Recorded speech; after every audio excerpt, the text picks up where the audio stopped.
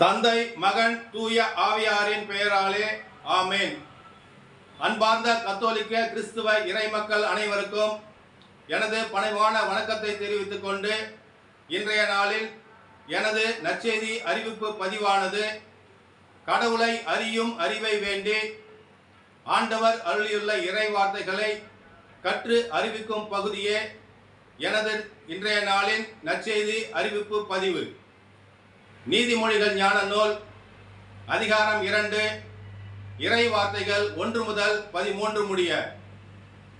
பிள்ளாய், நீ ஞானத்திற்கு செவி சாய்த்து மெய்யறிவில் உன் மனதை செலுத்தி என் மொழிகளை ஏற்று என் கட்டளைகளை சிந்தையில் இருத்திக்கொள்.